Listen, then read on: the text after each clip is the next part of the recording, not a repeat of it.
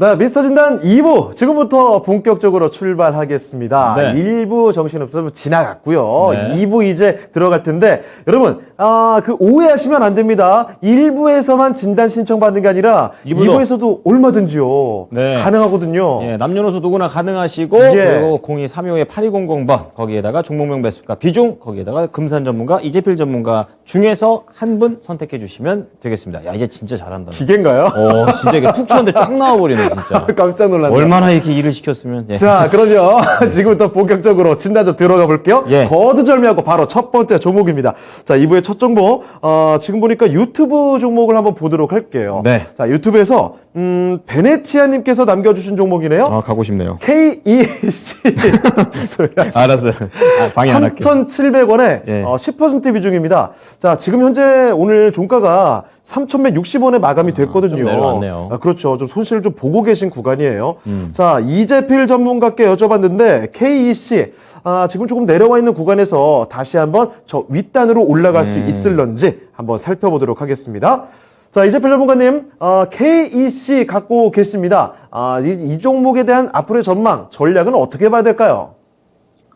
예, 이 KC의 경우에도 시장하고 같이 상당히 좀 세게 두들겨 맞았는데요. 지금 이때 1월 중순부터 보면 뭐 안 빠진 종목이 없어요. 안 빠진 종목이 없고 대부분의 종목이 다 빠졌으니까 뭐 이 KC 같은 경우도 이 종목에 어떤 문제가 있어서 빠졌다 뭐 이렇게 볼 수는 없을 것 같고요. 자, 뭐 시장하고 같이 좀 두들겨 맞았구나 뭐 요 정도로 조금 인지를 하시면 좋을 것 같습니다. 근데 이게 다른 종목들보다 지금 이번에 나온 반등 자체는 조금 약했어요. 약한 이유는 뭐 그 전에로 좀 돌아가 보셔야 될 것 같은데요.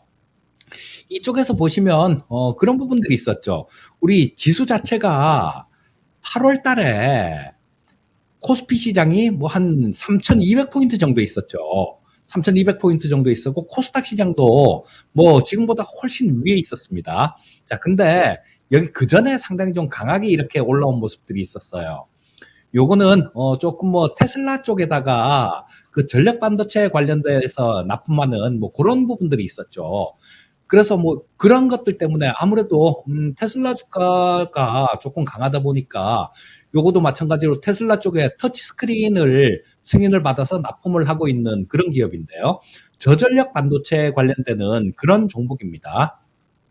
그러다 보니까 뭐 좀 시장하고 관계없이 굉장히 강한 모습이 나왔고 지금은 저쪽에서도 미국 쪽에서도 그 인플레이션 때문에 뭐 금리 인상 가능성들 이런 것들이 상당히 높다 보니까 테슬라 같은 뭐 이런 기술주들이 조금 소외를 좀 받고 있죠. 자, 뭐 그래서 그런 이유로 제대로 이렇게 강한 반등을 못하는 모습인데요. 자, 저는 이 뭐 지금 올해 이 KC 같은 경우는 흑자 전환을 그러니까 2021년이죠. 흑자 전환을 했어요. 그것도 재작년에 뭐 한 23억 정도 영업이익 적자 수준이었었는데 작년에는 대폭으로 좋아졌습니다. 256억 정도 영업이익 기준으로 흑자가 발생이 됐어요. 자, 그리고 이 테슬라 쪽에 납품하면서 이 기대감들이 좀 상당히 커지고 있는데 올해 같은 경우는 영업이익이 한 300억 그냥 훌쩍 넘어갈 것 같습니다. 그리고 내년에는 올해보다도 좀 더 좋아질 수 있을 것 같고요. 자, 그렇다면 뭐 이런 부분들 때문에 기술주들 뭐 이런 것들이 조금 고생을 한다고 하더라도 실적 부분들이 향후에 좋아지는 것들이 이렇게 눈에 보이는 그런 상황이 되게 되면 뭐 이 주가는 떨어진다고 하더라도 그렇게 크게 걱정할 필요는 없는 겁니다. 더군다나 주가 상승률이 가장 큰 경우에는 적자에서 흑자가 나면서 기업의 체질이 확 바뀌는 그런 구간에서 주가 상승이 가장 크게 나타납니다. 자, 보시게 되면 이때가 2020년도였죠. 이때까지는 뭐 별 특별한 그런 건 없었죠. 그냥 기대감들 뭐 그런 것들만 있으면서 주가가 이렇게 올라왔는데요. 작년에 2021년도 같은 경우는 실제로 숫자를 보여준 해입니다. 숫자를 보여줬기 때문에 지금 뭐 이렇게 눌림목 이렇게 눌리고 조정을 받는다고 하더라도 뭐 그렇게 크게 걱정은 안 하셔도 될 것 같아요. 시청자님 3,700원 정도의 매수를 하셨으면 아마 이때 1월 달에 이때 매수하신 게 아닌가 싶은 생각이 들고요. 자, 그렇다면, 뭐, 시장이 두들겨 맞으면서 같이 두들겨 맞으니까, 이게 뭐 3,700원대에서 빠졌으니까, 지금 3,160원 정도니까요. 한, 뭐, 500원 정도 차이가 나죠. 500원 정도 차이가 나면 시장이 빠진 정도, 그 정도밖에 안 빠졌다라는 얘기입니다. 그러니까 특별하게 이 종목이 나쁜 건 없으니까, 일단 지금 현재 상태에서는 조금 보유를 좀 해 보시고요. 그런 부분들도 지금 인플레이션 때문에 막 문제가 막 많이 되고 있는데, 뭐, 지금 물가 지표들 뭐 이런 것들 나오는 거 보면 조금 걱정은 되긴 되는데요. 연준에서도 마찬가지로 조금 좀 오바를 먼저 인플레이션을 좀 억제를 강하게 시키기 위해서 조금 더 매파적으로 이렇게 얘기하는 그런 측면도 있을 수 있거든요. 그리고 또 마찬가지로 이 오미크론이 이 독성이 좀 약하다 보니까 예, 뭐, 이제는 코로나 극복에 거의 가까워지는 그런 시기입니다. 뭐, 이런 부분들이 좀 극복이 된다라면 공급망 부분들, 이런 부분들도 좋아질 거고요. 그렇게 되면 물가도 좀 잡힐 가능성도 있습니다. 그렇게 되면 이 기술주 쪽 같은 경우도 마냥 소외를 받거나 마냥 안 좋거나 그렇게만 보기는 어렵고요. 자, 얼마 정도의 시간이 지나면 좋아질 수 있다라고 보셔야 됩니다. 자, 그래서 지금 KC 같은 경우는 현재 상태에서 뭐 매도할 이유는 없다라고 말씀드리겠고요. 자, 뭐 차분하게 조금 기다려 보시는 게 좋을 것 같습니다. 그리고 이 KC 비중이 한 10% 정도 보유하고 계신데요. 자, 뭐 지금 현재 상태에서는 조금 그 시장 전체도 조금 불안하고 그런 측면도 있으니까 추가 매수는 조금 곤란하겠지만 만약에 좀 더 빠져서 여기 전에 지지받았던 여기 거래 확 터진 6월 달에 거래 확 터진 자리가 있죠. 자, 이 자리가 뭐 한 2,700원 정도가 되겠네요. 지금부터 뭐 한 10% 정도 아래 구간 정도 있는데 만약에 그 정도까지 주가가 빠지게 되면 10% 보유하고 계신 거를 한 10% 정도는 추가 매수를 하셔도 추가 매수를 하셔서 단가를 낮추고 뭐 그러고 난 다음에 반등 나올 때 좀 어떻게 절반을 정리한다든가 그런 전략도 가능할 것 같습니다. 현재 상태에서는 일단 보유 의견 드리겠고요. 2,700원 근처 정도, 2,700원 약간 넘는 선, 그 정도에서는 일단 10% 정도 추가 매수도 가능하겠다. 이렇게 말씀드리겠습니다. 네, KEC 살펴드렸습니다. 네. 일단 뭐 크게 나쁠 건 없으니까 보유 관점으로 설명을 해주셨고요. 만약에 주가 조금 더 내려가면 2,700원 단에서는 추가 매수도 가능할 것 같다라는 의견 보내주셨습니다. 자, KEC 살펴드렸습니다. 네. 지금 평소 때보다 뭐랄까요. 지금 쇼트 트랙도 있죠. 또 오늘 대선 대선 토론도 토론도 있었고. 있죠. 나라 걱정하느라 지금 정신들이 없으십니다. 그렇습니다. 그래서 그런지 네. 종목 진단이 평소보다는 조금 덜 들어오고 있는 상황이거든요. 네. 여러분 1부에 이어서 2부에서도 종목 진단 오히려 2부에서 더 많이 저희가 도와드릴 예정이니까 지금도 늦지 않았습니다. 종목 진단 계속 보내주시길 바라요. 네. PC로 보시면은 네. 세 개를 다 띄우세요, 이렇게. 그 유튜브도 유튜브 네이버 다 TV 앱을 통해서도 싹다 해놓고서 이것저것 보시면서 같이 종목 진단까지 가져가시면서 내 종목이 하나 딱 걸리는 네. 그런 운까지 가져가 보셨으면 좋겠습니다. 예. 자, 그럼 이번에는 함정국님께서 네. 올려주신 종목 금호석유입니다. 예전에 굉장히 잘 갔다가 이것도 예. 또 차트 보면 아시겠지만 계속 미끄러진 그런 내용이 힘드네요. 되겠습니다. 뭐 경영권 분쟁이 또 최근에 다시 한번 불붙게 되면서 올라가고 있는 그런 종목이 되겠는데요. 18만 원에 사셨습니다. 비중은 20%고 지금 16만 원까지 내려와 있습니다. 손실을 지금 보고 있는 상황인데 18만 원이면 거의 한 작년 말 작년 한 4분기 정도쯤 이때 매수하신 게 아닌가 좀 이런 생각이 듭니다. 아니면 더 한참 전이에요. 자, 금호석유 조금 더 자세하게 앞으로 어떻게 대응해야 될지 알아보겠습니다. 금산 전문가님 선택을 해 주셨네요. 전문가님 진단 도와주시죠. 네, 금호석유 제가 한번 진단해 드릴까요? 여러분들 금호석유를 보시면 코로나 전국 여러분들 2020년 3월달 볼까요? 여기가 여러분들 보세요. 요 가격대가 43,800원이었어요. 그리고 요 주가가 이렇게 급등을 한 거죠. 아마 요까지가 거기가 30만 원까지 왔었죠. 제가 이거 좀 자세하게 한번 설명을 해주려고 제가 이게 표시를 하는 겁니다. 43,800원짜리가 30만 원까지 갔으니까요.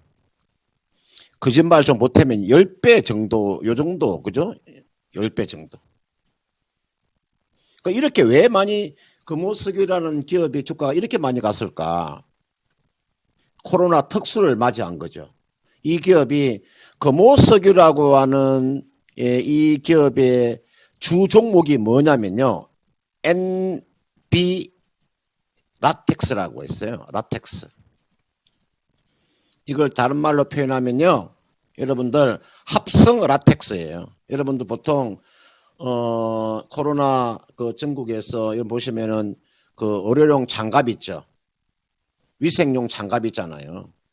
그 원료가 MB 라텍스예요. 그러니까 여러분들 그 지난해 그 코로나 19가 발생되면서 그 의료용 장갑이 얼마나 많이 쓰였습니까? 그죠? 여러분들 뭐 물론 이 MB 라텍스라고 하는 게 뭐 의료용 장갑뿐만 아니고 이 기업이 산업용이나 여러분들 보시면은 뭐 청소할 때 장갑, 염색할 때도 장갑 끼고 하죠. 요리할 때도 장갑 끼고 하죠. 문신할 때도 장갑 끼고 하죠. 동물용 실험할 때도 다 장갑 끼고 하잖아요. 여기에 이게 위생용 장갑의 원료가 MB 라텍스입니다. 이게 금호석유가 전 세계 시장 점유율이 1위 기업이죠. 1위 기업이요. 이게 나와 있는 금호석유고요. 랭킹 2가 여러분들 말레이시아에 가면 말레이시아에 신토모라는 기업 하나가 있을 거예요. 그 다음 랭킹 3위가 LG화학이고요. 랭킹 4위가 대만에 보시면 난텍스라는 회사가 하나 있을 거예요. 그러니까 그 주식을 좀 하시려면은 이런 기본적인 이런 쪽에 공부를 좀 많이 하셔야 됩니다. 이 MB 라텍스라는 게 무엇이며 이게 시장 점유율이 지금 금호석유가 몇 위 정도 하는가. 우리나라의 지금 기업이 금호석유하고 LG화학 두 개가 합치면요. 전 세계 시장 점유율의 한 60%를 차지하고 있어요. 엄청난 거죠. 우리나라가 이 라텍스 원료를 60% 정도를 차지하는 거고, 그 다음 아까 앞에서 말씀드린 말레이시아하고 대만 기업이 한 20, 30% 정도 가지고 있다고 보시면 돼요. 그래서 최근에 이제 금호석유는 코로나 전국이 아직까지 끝나진 않았죠. 그죠? 어느 정도의 수요는 남아 있는 겁니다. 그러나 실적에 대한 피크 아웃은 이미 나왔죠. 그죠? 이게가 피크 아웃이 나온 거죠. 실적이 이제 더 이상 좋아지기가 어렵죠. 피크 아웃이지 않습니까? 지난해 영업이익이 여러분 놀라지 마세요. 지난해 영업이익이 2조가 넘어갔으니까 2조가 엄청난 영업이익이 나온 기업이 금호석유예요. 그런데 올해는 영업이익이 2조의 한 절반 정도, 한 1조 정도의 영업이익이 예상되는 거죠. 지난해가 최고의 피크를 올렸으니까요. 코로나 전국이었으니까, 그죠? 그러면 앞으로 금호석유는 실적이 지난해보다도 좋아질 수가 없는 거죠. 그러나 일정 부분 수요는 계속 남아 있으니까요. 자, 그 다음은요. 최근에 금호석유가 이제 주가가 최근에 좀 이렇게 조금 반등을 주고 있는 이유는 또 경영권 분쟁이죠.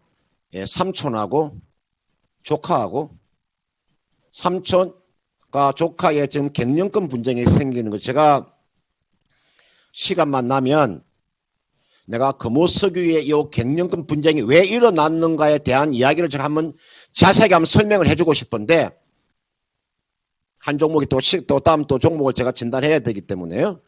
이런 경영권 분쟁도 지금 주가에 하나 모멘텀이 있습니다. 이거는 주주총회에서 아마 결판이 날 거예요.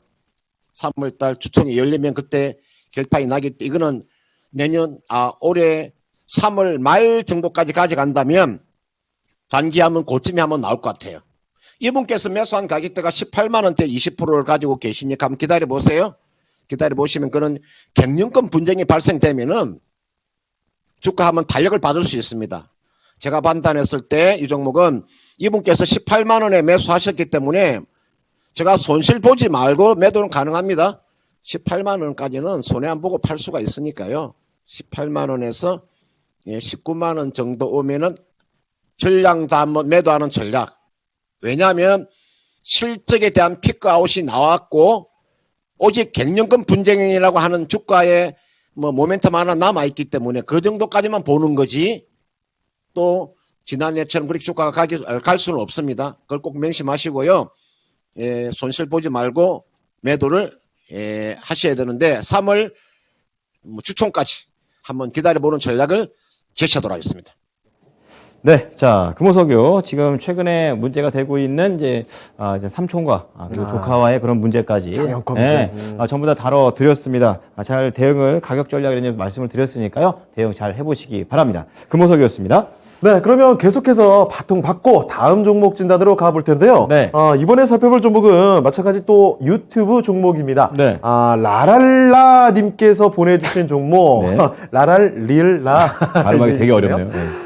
지금 우양입니다. 소위 그 마켓컬리 관련주로 좀 테마주로 시장에서 엮여있죠. 좀 거론이 되는 종목인데, 네. 그래서 그런지 마켓컬리 IPO에 대한 기대감 때문에 최근 들어서 좀 올라왔죠. 자, 그런데, 그래서 저는 최근에 고점이 6,220원까지 있었기 때문에, 네. 이분이 지금 매수하신 가격 6,202원에 20%거든요? 제일 높을 때. 이거 최근 들어오신 건가 싶었는데, 아닙니다. 지금 사연 보니까요. 1년이 다 되어 간다라고 하셨거든요. 자, 그렇다면 한동안 고생하시다가 이제서야 이제 매수가 근처까지 다시 온 거예요. 기회네요. 자, 그러면 이제 어떤 판단 내리면 좋을지 살펴보겠습니다. 자, 이재필 전문가님, 우양 가지고 계시다가 1년 보유하셨대요. 이제 최근 들어서 이 매수가 근처까지 좀 오는 모습인데, 자, 그러면 이제부터는 어떤 판단 내릴까요? 예, 이 우양은 핫도그가 되게 맛있습니다. 저도 좀 자주 사 먹고 그러는데요. 자, 지금 시장에서 가장 좀 화두가 되고 있는 부분들이 에그플레이션이라는 거, 이런 부분들이 시장에서 좀 화두가 많이 되고 있죠. 오늘은 이 음식료 관련되는 쪽들이 뭐 이쪽 우양뿐만 아니라요. 또 사료 쪽, 뭐 팜스토리도 굉장히 잘 움직였었고, 그 다음에 뭐 사료 쪽, 그 다음에 뭐 강하진 않았지만, 많이 강하진 않았지만, 뭐 비료 쪽이나 농약, 뭐 이런 쪽들, 하다못해 농기계 쪽, 이런 쪽도 강세가 나왔습니다. 자, 이런 것들이 그렇게 보셔야죠. 일단 농산물 가격이 올라가면 일단 뭐 그 농사하고 관련되는 그런 쪽들도 수혜를 볼 수 있을 거고요. 그런데 그거보다 더 수혜를 보는 쪽이 또 따로 있죠. 농산물이 올랐을 때 뭐 이 농산물이 만약에 100원이 올랐다라면 우리 식당을 생각하시면 될 거예요. 뭐 우리 중국집에 만약에 짜장면이다 그러면 밀가루가 한 포에 1,000원이 오르면요. 짜장면 한 그릇에 1,000원씩 올리잖아요. 그래서 이런 인플레이션 같은 경우는 결국은 가격 전가를 하게 돼 있기 때문에 우양 같은 경우도 상당히 좀 우호적인 그런 영업 환경이다라고 보시면 좋을 것 같고요. 지금 돈도 워낙 많이 풀려 있고 지금 뭐 우크라이나 쪽까지도 조금 시끄러운 그런 상황이기 때문에 이 에그플레이션이라는 거 이런 부분들이 그렇게 빠른 시일 내에 쉽게 잠잠해지는 않을 것 같습니다. 그리고 갈수록 이상기후다 뭐다 이렇게 해갖고 막 우려감들 이런 부분들은 커질 거고요. 자, 이 우크라이나 같은 경우는 세계 3대 곡창지대 중에 하나이기 때문에 이쪽이 조금 시끄러워지면 곡물가에 영향을 굉장히 크게 줍니다. 그리고 곡물가 같은 경우는 올라갔다 떨어지기도 하지만요. 그걸 갖고 제품을 만드는 기업들 같은 경우는 어떻습니까? 혹시 가격 제품 가격 올렸던 거 내리는 거 보셨나요? 저는 못 봤습니다. 그 가격으로 그냥 굳어지는 거기 때문에 나중에 이 농산물 가격이 또 도로 좀 떨어지면 그게 고스란히 이익으로 남기 마련이에요. 그래서 뭐 올해 같은 경우는 상당히 좋은 환경으로 뭐 이렇게 볼 수 있을 거고요. 또 우리 앵커님 처음에 말씀을 해 주셨듯이 올해는 마켓컬리가 아마 상장이 될 것 같은데요. 지금 현재 뭐 4월 달이나 5월 달 그 정도에 상장되지 않을까 싶은 생각이 듭니다. 원래는 이게 뭐 미국의 나스닥 쪽에다가 상장한다라는 그런 얘기도 있었는데요. 그쪽은 포기하고 그냥 우리나라에 상장을 하기로 했습니다. 자, 이 마켓컬리 같은 경우는 상당히 좀 편하죠. 그냥 다음날 새벽이면 문 앞에다가 뭐 신선식품 같은 것들 이런 것들도 갖다 놓고 그러니까 이 사용자들이 폭발적으로 굉장히 많이 늘고 있습니다. 그래서 적자 기업임에도 불구하고 이 기업 가치가 뭐 한 5조에서 7조 정도 그 정도는 될 거다라는 예상치가 나오고 있는데요. 자, 분명히 이 우양 같은 경우도 그 상장이 될 때쯤 되면 지금 현재보다 훨씬 좋은 가격이 있을 걸로 생각이 됩니다. 그 이유는 두 가지죠. 마켓컬리 관련주기 때문에 거기에 대한 모멘텀들 이런 것들 받으면서 좀 좋은 모습을 보일 수 있다는 거하고 처음에 말씀드렸던 그 에그플레이션 관련되는 이런 부분들도 플러스 요인으로 작용할 수 있습니다. 자, 그래서 시청자님 뭐 1년을 기다리셨는데 되게 좀 오래 기다리셨습니다. 자, 좀 있으면 뭐 이게 좀 보상이 나오는 그런 기간이 되지 않을까 싶은 생각이 들고요. 자, 보시게 되면 뭐 지금 최근 들어갔고 여기 보시게 되면 여기 외국인들이죠. 외국인들도 뭐 조금 입질도 좀 있고요. 그런 모습들입니다. 자, 그리고 뭐 기관들 같은 경우는 그렇게 많이 사진 않는데 이 뭐 시가총액이 좀 작은 그런 종목이다 보니까 기관들 입질은 없는 것 같아요. 자, 뭐 요런 부분들 같은 경우는 말씀드렸던 뭐 그런 부분들이 긍정적인 요인들이 많으니까요. 일단 보유를 하시고 매도 가격을 목표가를 정하지 않으시는 게 좋을 것 같아요. 목표가를 정하지 않고 그냥 마켓컬리 상장일이 나오면요. 그 마켓컬리가 상장되기 한 2, 3일 정도 혹은 일주일 정도 전이 아마 그때가 가장 좋은 가격일 가능성이 되게 높아요. 자, 지금 현재 상태에서는 보유 의견 말씀드리겠고요. 자, 뭐 그 마켓컬리 상장하기 며칠 전 정도에 매도를 하시면 좋을 것 같은데 만약에 이 부분이 좀 헷갈리고 그러시면요. 나중에 그때 마켓컬리 상장하기 전에 그때 한번 또 전화를 주시면 그때 또 한번 자세히 상담을 드리도록 하겠습니다. 현재 상태에서 보유 의견 드리겠습니다. 네, 오늘 뭐 보유 의견 많이 좀 나옵니다. 네. 지금 우양 같은 경우에도 현재 상황에서는 그대로 보유를 좀 해보자라는 쪽으로 의견을 모아주셨으니까요. 참고를 해보시면 좋을 것 같습니다. 네. 우양까지 봐드렸습니다. 네. 오래 갖고 계셨던 것만큼 좀 네. 잘 됐으면 좋겠다라는 생각도 있습니다. 맞아요. 네, 마켓컬리 새벽 배송이죠. 자, 그리고 유튜브 좀 볼 텐데요. 빨간 네. 나무님께서 비비고 아닙니다. 오비고. 그렇게 한다고요? 난 비비고인 줄 알았어, 처음에. 네. 17,800원의 비중 10%를 담고 계시는데요. 네. 수익 볼 수 있을까요? 이렇게 말씀을 해 주셨습니다. 뭐 차트 보시면 아시겠지만 22,000원까지 갔다가 13,000원까지 확 내려갔고 약간의 반등을 준 상태. 이게 지금 오비고의 현재 상황이 되겠는데요. 자, 오비고 좀 더 자세하게 보겠습니다. 금산 전문가님, 수익 볼 수 있을까요? 네, 이 기업이 이제 지난해 7월 달에 이제 상장된 기업이죠. 우리가 그 주식을 함에 있어서 기본적인 좀 재무제표를 보고 주식을 하셔야 되는데 그렇지 않고 그냥 대랑 그냥 대강대강 주식하니까 이제 이런 상황이 벌어지는 거거든요. 이 오비고라고 하는 기업은 어떤 기업이냐면요. 여러분도 우리가 커넥티드 카에 관련되어 있는 소프트웨어 업체잖아요. 쉽게 말씀드리면 차량용 소프트웨어 업체예요. 그러니까 스마트카 소프트 업체라고 보시면 무리가 없어요. 그러니까 주로 고객사가 뭐 완성차 업체의 그게 고객사잖아요. 그런데 여러분들 최근 한 2년 동안에 차량용 반도체가 부족이 돼가지고 자동차 판매가 상당히 부진했잖아요. 자동차 판매가 부진하게 되면 오비고의 실적은 장담할 수가 없는 거죠. 그죠? 그리고 이런 기업은요, 오비고라고 하는 이런 업종을 가지고 있는 기업은요, 우리나라에도 수두룩합니다. 기업에 대한 분석을 하지 않고 매매를 하시기 때문에 이런 결과가 나오는 거니까요. 보세요. 2019년도부터 보세요. 이게 적자가 이렇게 나와 있잖아요. 보세요. 2019년, 2020년 올해 지금 3분기까지 지금 3년 연속 지금 적자를 보이고 있잖아요. 이게 보시면 현금 흐름표 보세요. 왜 현금 흐름표를 보지 않죠? 2018년도 현금 흐름표를 보시면 지금 4년 동안 영업활동 현금 흐름이 지금 마이너스잖아요. 이게 나와 있는 이 현금 흐름표라고 하는 것은 예, 이거는 우리가 보통 재무제표를 두 가지로 나누어지는데 현금주의가 있고 발생주의가 있죠. 현금주의가 있고 발생주의가 있잖아요. 여기에 나와 있는 현금 흐름표는 다 현금주의잖아요. 그죠? 실질적으로 현금이 들어오고 나간 것을 기록한 거예요. 현금 흐름표라는 건 이 기업은 올해 들어서 지금 기업으로 돈이 들어오지 않았다는 거예요. 수입보다 지출이 많았다는 겁니다.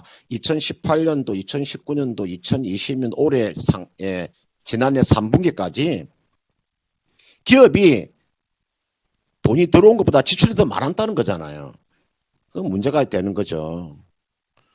이 종목 이렇게 하세요. 지금 17,800원에 10% 정도를 가지고 계시는데 이거는 제가 판단했을 때 이런 종목은 기술적인 반등이 나오면 매도하고 빠져나오는 종목입니다. 매매하면 안 되는 종목입니다. 기업의 자체의 성장성 자체가 없어요.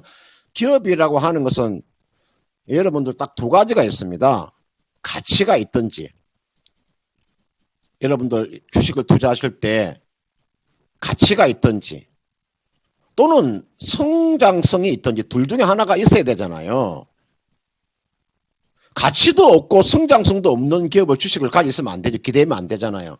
우리가 기다린다고 하는 것도 앞으로 이런 주식을 가져가면은 더 좋아질 수 있는 여건이 형성될 때 주가를 가져가는 거지. 이거는 매도예요.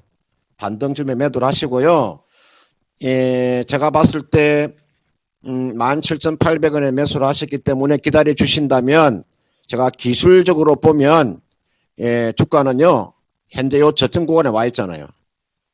이쪽에 이게가 지금 21,000원, 위쪽에 21,000원, 아래쪽에 보시면은 15,000원. 지금 주가가 15,000원 하단에 놓여 있으니까 반등 나오면은 한 17,000원 정도까지는 반등이 나오겠네요. 이 정도 오면 매도하세요. 매도하고요 종목을 교체하세요.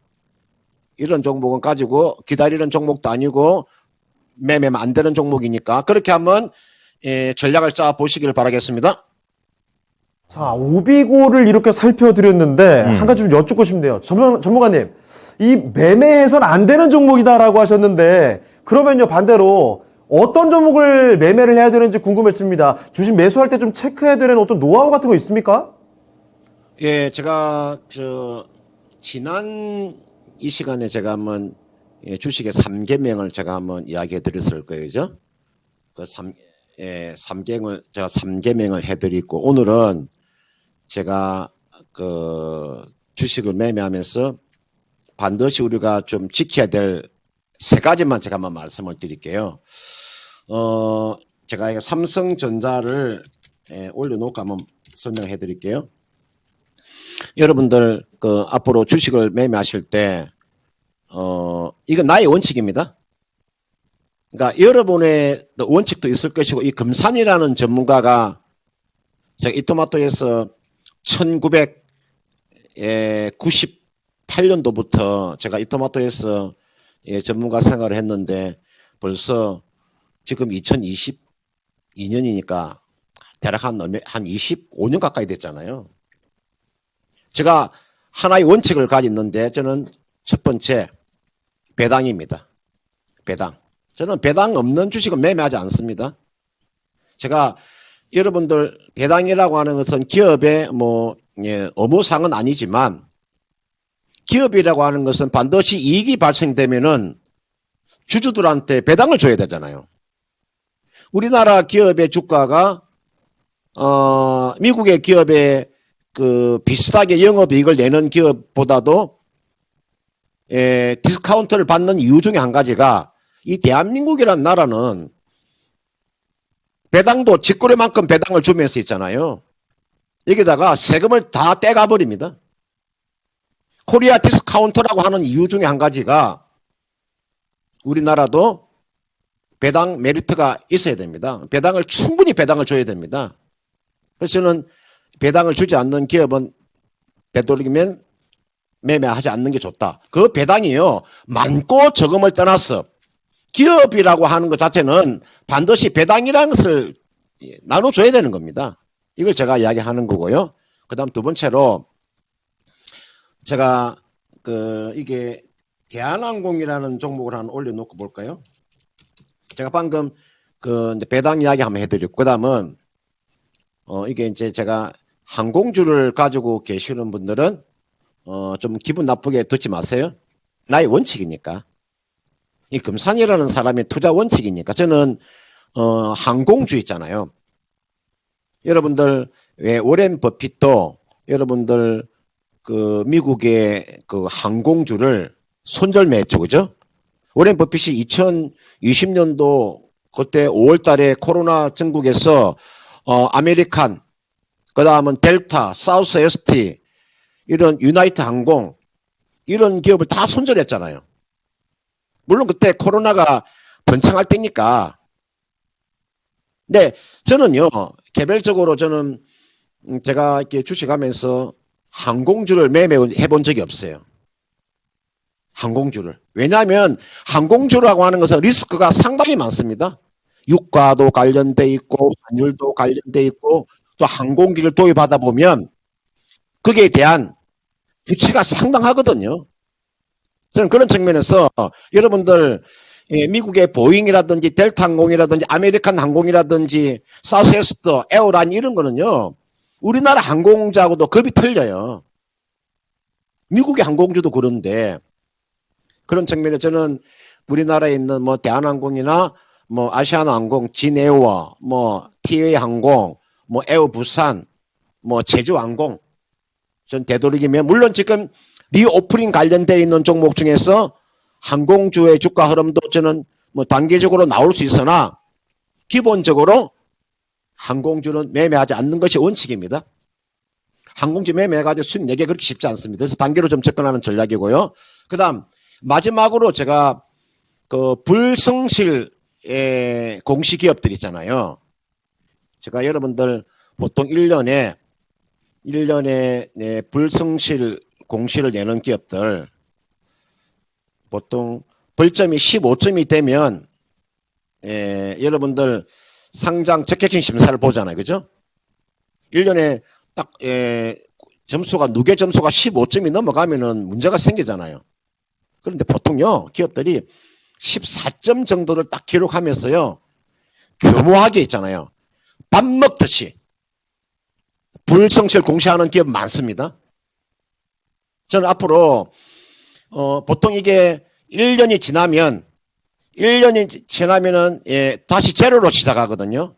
그러니까 이게 누계 점수가 1년이 딱 지나면 다시 제로로 시작하기 때문에 1년에 불성실 공시를요 한 번, 두 번씩 계속하는 기업들이 있습니다. 그런 기업들은 되도록이면 여러분들 매매하시면 안 됩니다. 전 그래서 주식시장에서 여러분들 순진함이 자랑이 아닙니다. 스스로 여러분들 자산을 보호할 수밖에 없습니다. 그런 측면에서 제가 금산의 원칙 한 가지, 배당을 주는 기업을 매매한다. 되도록이면 저는 항공주를 매매하지 않는다. 항공주 가지고 계시는 분들 기분 나쁘게 생각하지 마세요. 금산의 생각을 이야기하는 거니까 저는 그렇게 하니까요. 원칙을. 그 다음 불성실 공시를 밥 먹듯이 하는 기업들 좀 조심하자 이렇게 말씀드리고 싶습니다. 그렇군요. 네, 이렇게 금산 전문가의 투자 노하우 좀 들어봤습니다. 예. 들으면서 내내 고개가 끄덕끄덕하게 되는 노하우였던 것 같아요. 저도 납득이 되고 그게 만약에 주식이 아니라 그냥 네. 하나의 사람이라고 생각해 봐도 맞아요. 그런 쪽 연결을 해봐도 그런 사람은 손절입니다. 저는. 불성실하면 안 불성실하면 안 돼. 성실해야 돼 사람은. 자, 이렇게 노하우 한번 챙겨드렸고요. 네. 자, 계속해서 그러면 종목 진단으로 가보겠습니다. 좋습니다. 자, 이번에 살펴볼 종목은 유튜브에서 허기령님께서 남겨주신 종목이래요. 네. 자, 바로 이 종목 LX 세미콘입니다. 자, 매수가가 15만 4천 원. 왜 이렇게 비중 내려왔어요? 30%. 예. 이 종목이요, 사실 얼마 전까지만 해도 주가 정말 잘 갔거든요. 차트 좀 보여주세요. 이거 완전 산입니다, 산. 아니, 그 12월 30일에 고점이 얼마 전에 나왔었는데, 네. 16만 8,800원. 야. 정말 빨리 잘 갔었는데, 네. 거짓말처럼 그 뒤로 상승폭 그대로 반납시켰습니다. 야, 거의 다 내려왔어요. 자, 12만 원을 밑으로 좀 내려와 어. 있는 상황에서 예. 이제부터 전망을 어떻게 읽어볼 수 있을지 그렇죠. 이재필 전문가와 함께 알아보겠습니다. 자, 전문가님, LX 세미콘인데요. 상승 급하겠다가 다 돌아왔습니다. 이제부터 어떻게 봐야 되겠습니까? 자, 이 LX 세미콘이 12월 달에 저렇게 급등하게 된 이유부터 조금 먼저 알아보고 가는 게 좋을 것 같은데요. 자, 실적 부분들이 워낙 좋아졌습니다. 자, 이 LX 세미콘 같은 경우는 진짜로 뭐 작년, 그러니까 2021년도가 기업이 한 단계 퀀텀 점프했다라고 그렇게 표현을 할 수 있을 정도로 실적 부분이 어마무시하게 좋아졌어요. 자, 뭐 보면 저 재작년에 2020년도에 한 900억 정도 영업이익 기준으로 흑자가 났는데 작년에 3,600억이 이렇게 났습니다. 그러니까 뭐 이렇게 실적도 워낙 좋아진 데다가 또 배당도 뭐 한 고배당을 줄 것이다라는 뭐 그런 얘기들이 좀 있었어요. 실제로 뭐 한 5,400원 정도 배당을 주는 걸로 결의를 했으니까요. 상당히 좀 높은 그 배당 수익률이기도 하죠. 자, 근데 아마 제가 짐작컨대 우리 시청자님 매수하신 가격을 보니까 야, 이거 배당도 많이 준다더라. 그렇게 좀 보고 뒤늦게 쫓아가셨거나 뭐 그런 케이스가 아닐까 싶은 생각이 듭니다. 자, 근데 실적 부분들이 작년 뭐 올해 같은 경우도 작년 못지않게 잘 나올 거예요. 근데 이 주가 자체가 좀 너무 급하게 좀 올라왔죠. 자, 근데 뭐 이 종목 같은 경우는 들고 있으면 결국은 나중에 크게 수익이 난다라고 뭐 그렇게 생각을 합니다. 자, 이 차량용 반도체를 주로 만드는 회사인데 우리나라에는 뭐 텔레칩스도 있고 그다음 동훈하나텍 뭐 이런 것도 있는데 가장 믿을 만한 회사는 이 LX 세미콘이죠. 자, 구실리코너스인데 요게 저쪽에서 LG그룹 쪽에 속해 있다가 좀 떨어져 나왔는데요. 그렇다고 뭐 그쪽하고 완전 결별한 건 아니고 거래 관계들 이런 것들은 그대로 유지가 되고 있는 그런 기업이고요. 자, 지금 정부나 뭐 저 삼성에서도 그렇고요. 이 비메모리 반도체 쪽, 팹리스 쪽이라 그러죠. 이 저 공장은 없이 그냥 반도체를 설계만 하는 기업을 팹리스라고 얘기를 하는데 뭐 공장 없다고 우습게 볼 건 아니죠. 뭐 저런 쪽들 우리 엔비디아 같은 것들 그런 것들 그런 회사도 공장 없습니다. 팹리스 기업이에요. 그래서 클 수 있는 그런 저 장은 얼마든지 열려 있는 그런 기업인데요. 자, 뭐 실적 부분들도 그렇고 향후에 정책들도 마찬가지로 이 저 LX 세미콘은 굉장히 우호적으로 그렇게 작용을 할 겁니다. 자, 뭐 실적 부분들이 작년에 그렇게 워낙 좀 크게 뛰다 보니까 뭐 올해 같은 경우는 매출 같은 경우는 뭐 작년보다도 좀 더 뛸 것 같아요. 하지만 이 영업이익 기준으로는 그렇게 크게 많이 늘어날 것 같지는 않습니다. 자, 근데 뭐 저만큼 이렇게 성장을 하고 그걸 유지만 한다고 하더라도 이 현재 주가 같은 경우는 억울하게 단기간에 좀 너무 많이 빠졌다라는 생각이에요. 이게 요즘 이런 현상들이 많이 나오는 게 뭐냐면 되게 만만하죠. 이 뭐 다른 것들은 뭐 막 물려있고 막 이런 것들은 마음대로 좀 못 팔아요. 근데 지금 같은 경우는 이 실리콘웍스 같은 경우는 최근에 매수하신 분들 같은 경우는 물려있지만요. 그 전에 1년 내내 매수하신 분들, 이분들 같은 경우는 아직도 다 수익권이거든요. 그래서 미련 없이 좀 팔고 나가고 그럴 수 있기 때문에 단기간에 좀 낙폭이 컸다라는 생각입니다. 자, 근데 뭐 보시게 되면 지금은 거의 뭐 어느 정도 거의 다 내려왔다라는 생각이에요. 자, 지금 현재 주가가 뭐 오늘 종가가 11만 9,800원, 12만 원 정도인데요. 이 12만 원이란 가격대는 이쪽에서도 뭐 좀 한참 거래됐던 그런 내용들이 있죠. 그리고 밑으로 내려가게 되면 또 받치는 그런 자리도 있습니다. 그런데 뭐 이 실적 부분들을 생각을 해보면 다이렉트로 이렇게 쭉쭉 더 밀리는 그런 구간은 나오지는 않을 것 같아요. 그렇다고 우리 시청자님 매수하신 게 워낙 좀 높은 가격에 매수를 하셨어요. 자, 뭐 15만 4천 원 이게 배당 투자를 할 때 이런 부분들은 좀 조심할 필요가 있죠, 사실. 근데 뭐 어쩔 수 없습니다. 지금 같은 경우는 그냥 잘라 팔기도 굉장히 아까운 종목이에요.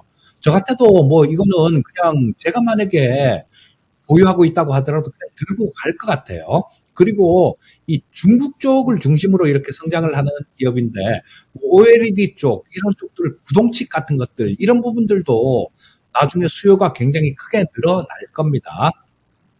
또 마찬가지로 그런 부분들도 있죠. 지금 삼성 쪽이 저 중소형 OLED 패널, 소형 패널이죠. 이런 것들을 주로 강점이 있는데 LG에서도 이런 쪽을 투자를 한다라고 얘기를 했습니다. 그렇게 되면 나중에 LG에서도 본격적으로 이 OLED 패널을 생산을 하게 되면 거기도 구동칩이 쓰이게 될 거예요. 그런 부분들은 이 LX 세미콘이 그대로 할 가능성이 되게 높습니다. 자, 그래서 이 성장성이 있는 그리고 실적 부분들도 어느 정도 이렇게 잘 따라오는 그런 기업이에요. 근데 영업이익이 한 3천억 이상 작년에 기록을 했고 그다음에 올해 같은 경우도 뭐 그거보다 못하진 않을 것 같아요. 그리고 뭐 이쪽 저쪽으로 조금 열려 있는 부분들도 있고요. 근데 지금 시가총액이 1조 9천억 정도, 2조가 채 안 됩니다. 그렇다면 주가 자체는 실적이 나고 있는 부분들에 비해서 상당히 싸다. 이렇게 말씀드릴 수 있겠죠. 다만 기술적으로는 뭐 조금 좀 지금 그렇게 크게 빠질 자리는 없는데요. 이게 바로 또 돌려갖고 가기도 힘들어요. 자, 여기서 좀 왔다 갔다 하는 그런 모습이 나올 것 같습니다. 여기서 왔다 갔다 뭐 이런 모습이 나오면서 주가 자체는 옆으로 행보하는 모습이 나올 것 같고, 그 다음에 이 22평선 자체가 워낙 강하게 이렇게 떨어지고 있습니다. 자, 강하게 떨어지고 있는 이런 이동평균선은 한 번에 돌파하기는 힘들어요. 그래서 이 평선은 내려오고 있고, 주가 자체는 이렇게 왔다 갔다 이런 모습이 나오겠죠. 그러다가 뭐 보면, 뭐 수급이 일시적으로 쏠릴 때는 이걸 돌파를 하는 모습도 나올 거고, 또 대밀리는 모습도 나올 거고. 자, 그러면서 이 떨어지고 있는 21 이동평균선은 이렇게 밋밋한, 이 각도 자체가 밋밋하면서 나중에 이렇게 돌아 나오는 그런 모습이 나올 수 있을 것 같아요. 자, 지금 현재 상태에서는 시청자님 조금 비중이라도 좀 작으면 나중에 뭐 얼마쯤 되면 매수하십시오. 추가 매수하십시오라는 말씀을 드리겠는데요. 30%씩이나 채워 놓으셔서 지금 추가 매수는 무리입니다. 현재 보유하고 계신 거 요거만 그대로 좀 보유를 하시고요. 자, 근데 뭐 시간은 좀 많이 필요한 그런 부분들이 있으니까 그냥 요거는 LX 세미콘 같은 경우는 좀 잊어버리고 좀 길게 들고 간다라는 생각으로 좀 차분하게 보유해보는 전략 말씀드리겠습니다. 자, LX 세미콘 살펴드렸습니다. 조금 긴 관점으로 느긋하게 좀 보유해 가시면 어떨까라는 의견을 보내주셨습니다. 참고해 보시고요. LX 세미콘 정리를 해드렸네요. 네. 지금 계속해서 지금 종목이 밀려오고 있어가지고요. 네. 바로바로 볼게요. 예. 달빛님께서 크래프톤 올리셨는데, 아하. 방금 전에 LX 세미콘 이렇게 산타는 거 네네. 보면서, 야, 많이 내려갔다. 이렇게 생각했는데, 크래프톤은 이거에 비하면은 진짜 아무것도 아닙니다. 크래프톤 차트 좀 보여주세요. 지금 거의, 야, 이렇게 밀렸나? 아니 오늘장만 해도 10%가 넘게 밀렸는데 네. 그동안 내려왔던 게 정말 엄청나죠. 그렇습니다. 그래도 지금 50만 원의 비중 20%. 야, 이게 지금 굉장히 많이 내려와 있는 그런 상황이 되겠습니다. 지금 그렇다 보니까 팔지도 못하고. 그렇죠. 추가 매수를 해서, 최대한 손실을 줄여야 되나. 이런 관점으로 지금 물어보고 계시는데요. 지금 크래프톤, 금산 전문가께 좀 더 자세하게 물어보겠습니다. 자, 전문가님, 크래프톤, 이거, 야, 너무 많이 내려온 거 아닙니까? 어떻게 보십니까? 네, 아마 요 크래프톤을 아마 가지고 계시는 분들은 아마 이게 제가 여기 판단했을 때는 과도할 정도로 지금 주가가 하락이 나왔거든요. 한번 여러분들 한번 차트를 제가 한번 보여드릴게요. 여러분들이 지금 이 보고 계시는 이 차트가 크래프톤 차트입니다.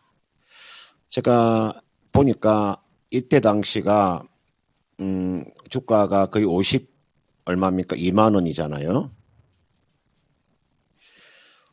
지금 오늘도 지금 12% 빠졌습니다.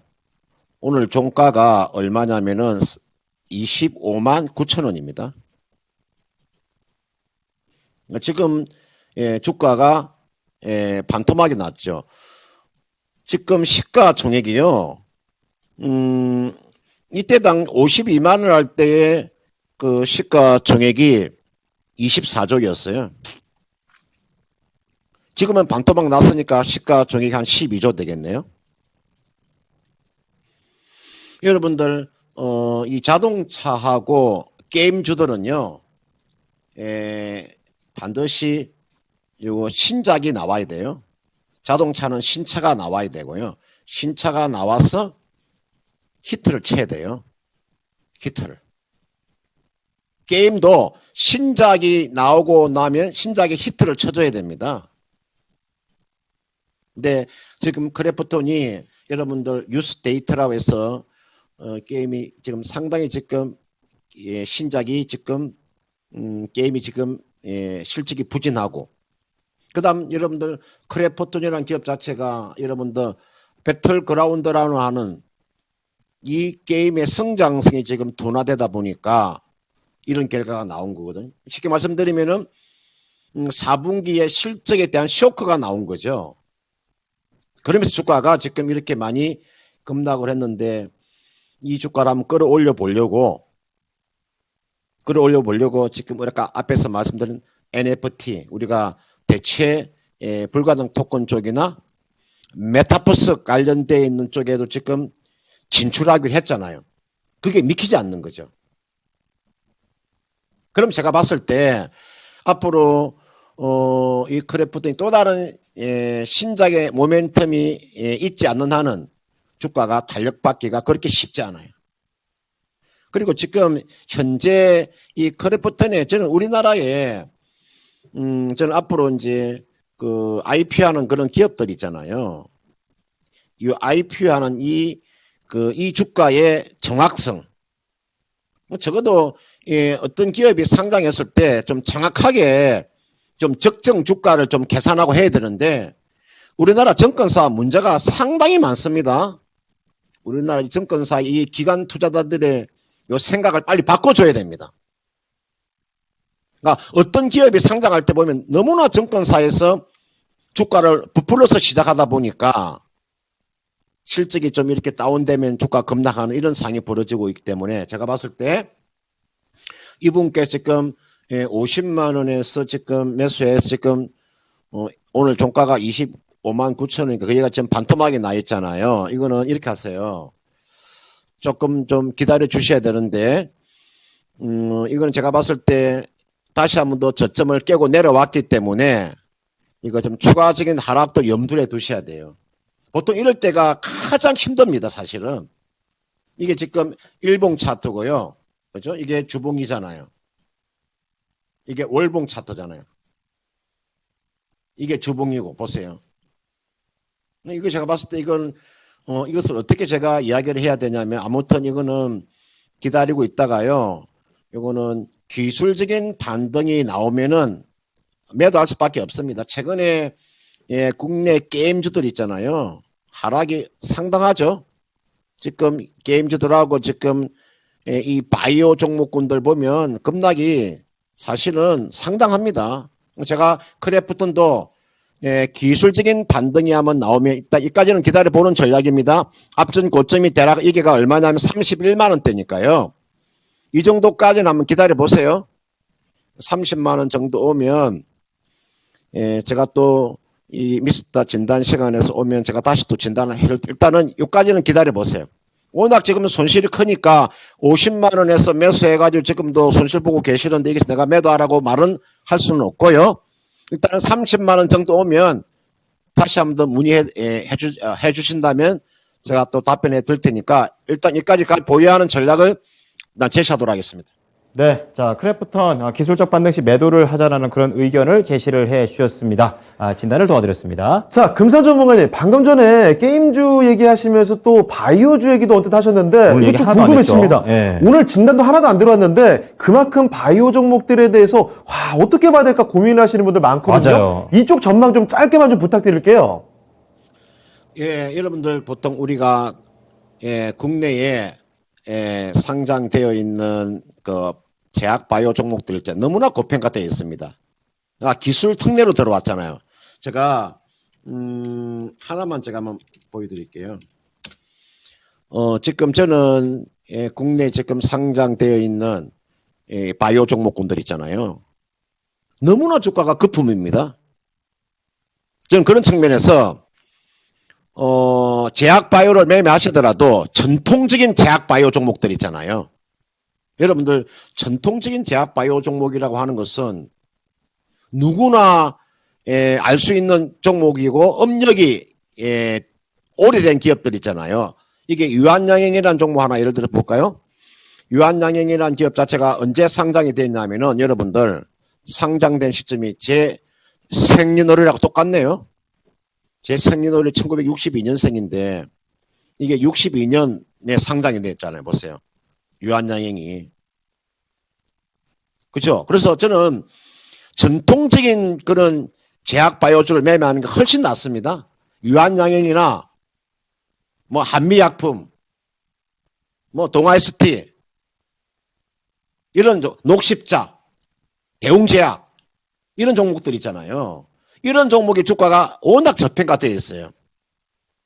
그 전에 코스닥에 상장되어 있는 기술 특혜로 상장된 종목은 너무나 고평가되어 있고요. 제가 그런 노하우를 제가 말씀을 드리는 거예요. 그렇게 전략가 말씀드리도록 하겠습니다. 네, 이렇게 제약바이오주들의 전망까지도 살펴드렸습니다. 네. 자, 어느새 얘기 많이 좀 듣다 보니까, 이거 2부까지 시간이 금세 마무리가 됐네요. 그러네요. 자, 그러면 1부와 2부 2시간 동안 정말 열심히 도움 말씀 주신 두 분의 전문가분들은요, 여기서 보내드리도록 하겠습니다. 네, 전문가님들 오늘 말씀 고맙습니다. 네, 예, 고맙습니다. 감사합니다. 자, 지금까지 다양한 투자 판단에 대한 도움 말씀을 드렸습니다만 특정 종목의 상승이나 하락을 보장하지는 않습니다. 이 점 꼭 좀 기억해 주시길 바랍니다. 네, 자, 시장이 힘들고 이게 척박해질 때야말로 네. 기본으로 돌아가야 된다라는 것을 오늘 또 들어보면서 맞아요. 얘기가 느껴지게 됩니다. 다음 주도 이러한 마인드로 또 수익으로 또 연결해보는 한 주 만들어 보시죠. 자, 주말 잘 보내시고요. 다음 주에 뵙도록 하겠습니다. 고맙습니다.